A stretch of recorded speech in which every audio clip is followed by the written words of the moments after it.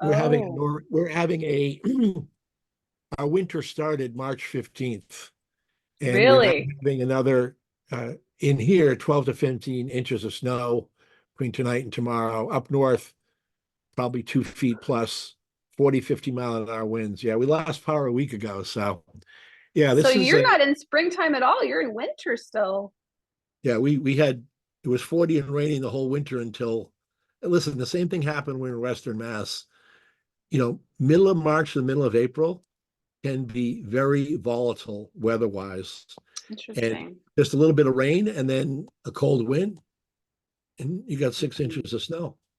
So Wow. The plants must be so confused.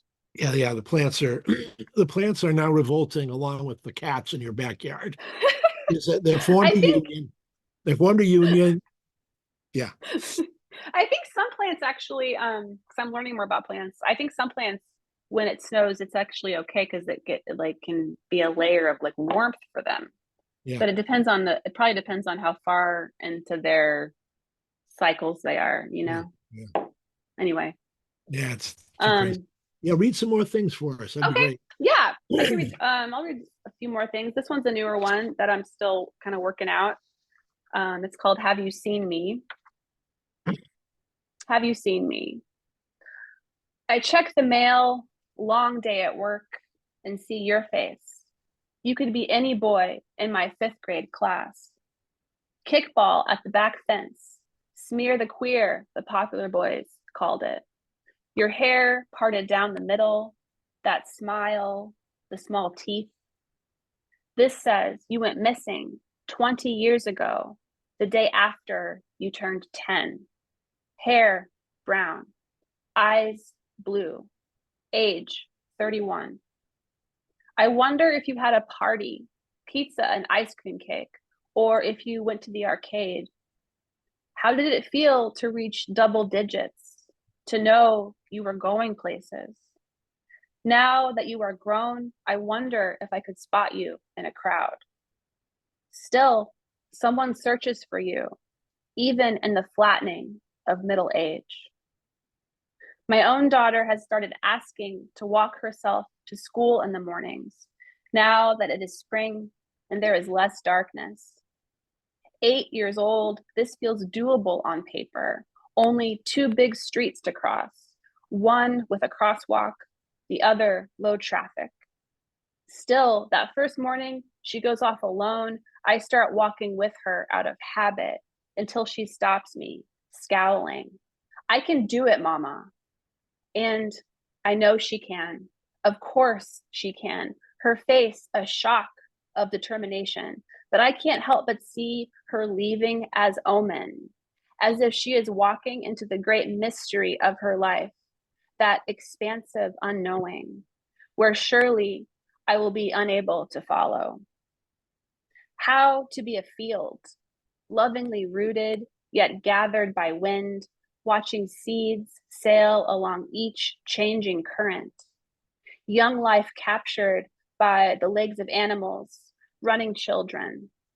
All of us moving through days, expanding and contracting along an ocean of time. Hmm. Wow. I was Nice. inspired by like the alerts that come in the mail, like have you seen this missing person? And sometimes Yeah. I've noticed that it'll be like a grown man, or the person has been missing so long they went missing as a child, but now they would be in their 30s or 40s. And I think about that, like how can you look for, like, would I notice a person that old just out, it's just Yeah. interesting. And then thinking about like the ache of that parent who still looks for them, it's just awful. Yeah. Yeah. um let's see, this one is a newer one. It's called On Kindness. What do we make of the kindness of strangers? Is it a static thing, like a rock or a ladder? Or is it something permeable, malleable like clay, a thread you can follow home? Is it something alive, tangible, oncoming headlights, flashing warning of hitting cops? Or can it stop on a dime? A deer in the road, frozen in the bright lights, the rock you hit when shoveling dirt in the garden, the spark it makes as metal hits granite. Is that the moment the kindness stops? A firefly going out in the summer night? Or maybe that's when it starts too, that sacred call and response, a moment of recognition, like an offered cigarette between lovers coming up for air. Very nice. Very nice. Thanks. Yeah, very nice. So before the end of the hour or the hour disappears, Perry or Darla, any more questions? Oh, Darla's got her hand waving, or I don't know if she's going to be talking or going into the backyard. I don't know where Darla's going with that, but It was clapping she's hands. clapping. Yeah. So Thanks, if you bud. have any comments or questions, well, let me ask you this before everyone. So tell us just a little bit about your writing process. Is it, do you take some disciplined time, or, it seems like, no, what I'm saying is a lot of people want to sit down at 5 a.m. and write. And there are other people that wait for, an event to provoke a writing session because it's so Yeah. engaging. You have to write. I'm just wondering, how does that Yes. work? Oh my God. I just laughed because I've always tried to be that person. There was a period of time when I tried to get up and write every morning. I have learned the way that my brain works that I can't do that.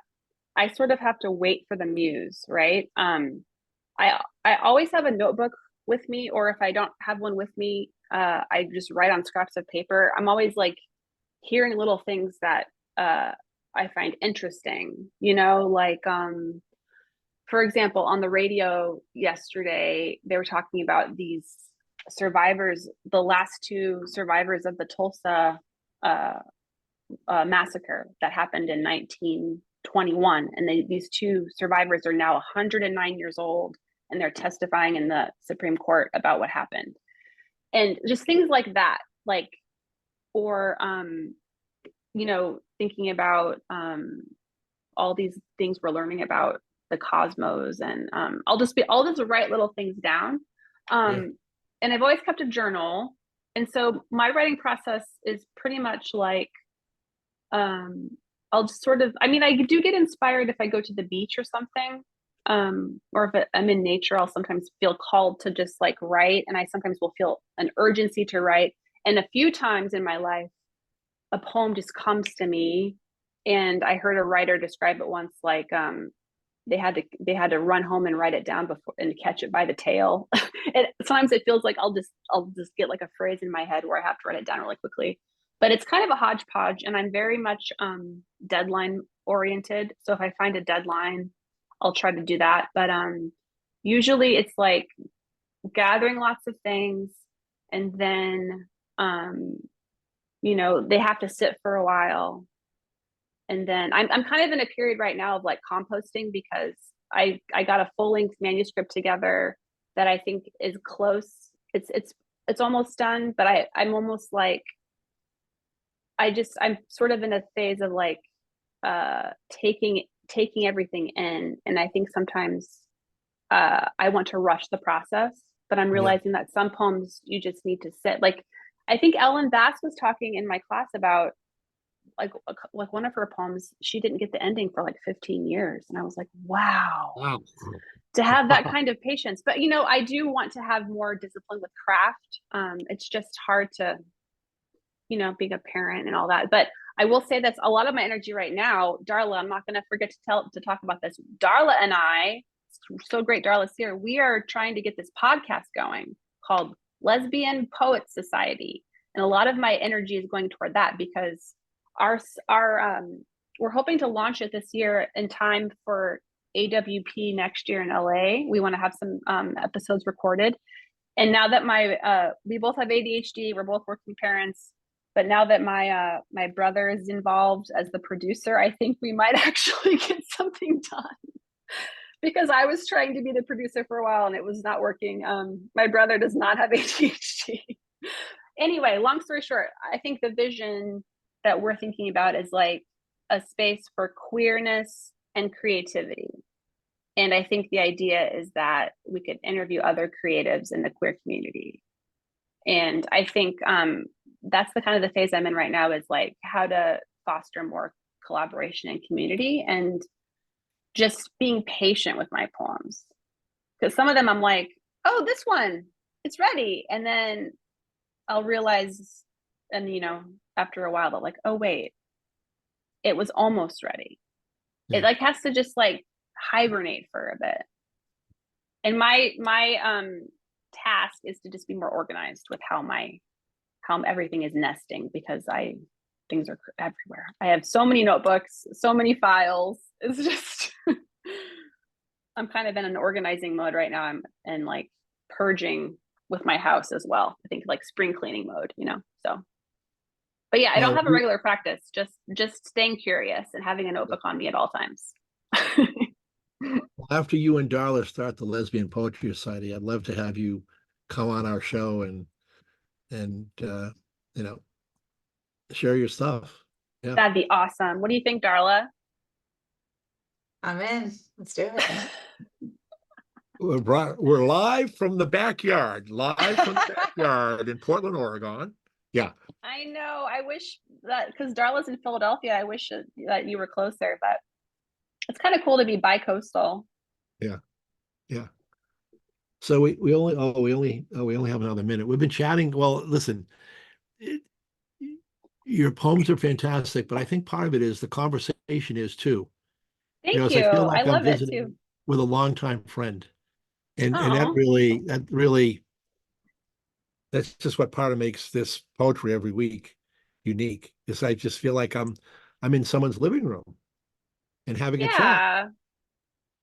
Well, that's testament to the space that you're providing. So that's such a great gift to provide poets. So thank you for Yeah. having this kind of space. It's wonderful. It doesn't really exist other places, I don't think.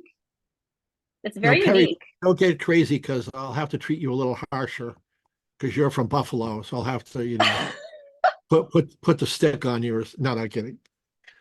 Yeah, Perry and I have known each other longer, Why so do I get harsher?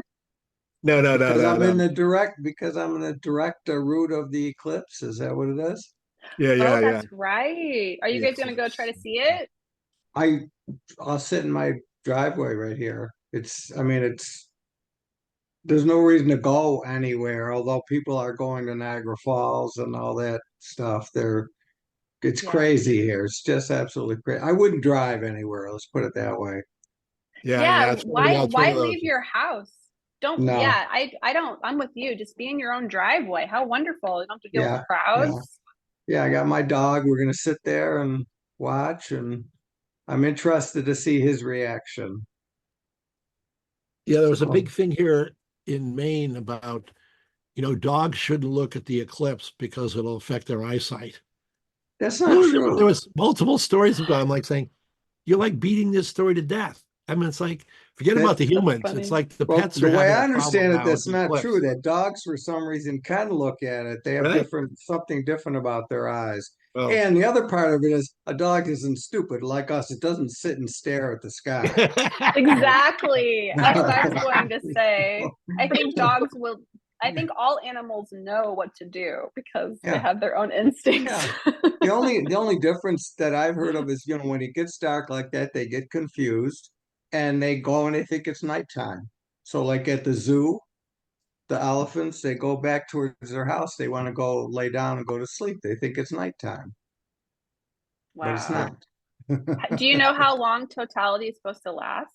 About 4 minutes. Not 4 minutes. the span. Wow. The span of it is like 2 hours, the whole thing, but the actual darkness is, I think, 3-4 minutes.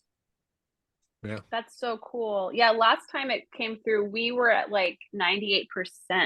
So I remember we Hmm, like went out in the yard and the okay. shadows were really cool and we weren't at totality. So yeah, Mhm. you'll have to tell us how totality is because I've heard it's very Yeah, mystical. Like it's very silent and yeah. I'll tell you next time. John, only $2,000. I give you a little folding chair. You could sit in my driveway. There you go. Yeah, Andy, in case he gets elevated, up into the heavens, I'll have to have a backup poet for 2 weeks from now, just in Okay. case. What happened to Perry? Oh, his dog's still there, but he disappeared. He just went away, yeah. Yeah. Perry, what day are you reading? It's sometime in 2 weeks April, from right? now, the 20, Oh, cool. 17th. Yeah. Coming soon? Awesome. Yeah, 17th. Yeah, and he's Okay. got a new book out. Yeah. Yeah. I'll Oh, be that's here. great. Yeah, Hey, listen, finishing we have to line. sign off because we're We're It's just time. gabbing. We're just really gabbing so now. great. Darla, always great to see you. Perry, I'll see you in 2 weeks. Yes, and I really did enjoy your work, Andrea. Thank you. Thank you. I appreciate it. And thanks for having me, John. Are you kidding me? I just have to decide, do I go to your backyard first or down to the maple tree, look for the bunny graveyard? I just don't know where to start when I'm in your little geographic universe. So I'm gonna have to, when I get the map in the mail, I'll be able to you know, do an Oh, itinerary that'd of be it. cool. Yeah. I like it. Yeah, very good. No, thanks again. This has been fantastic. Thank Have a great you. day and we'll talk soon. Yep. You too. Thanks. Okay. Yeah, Bye. bye.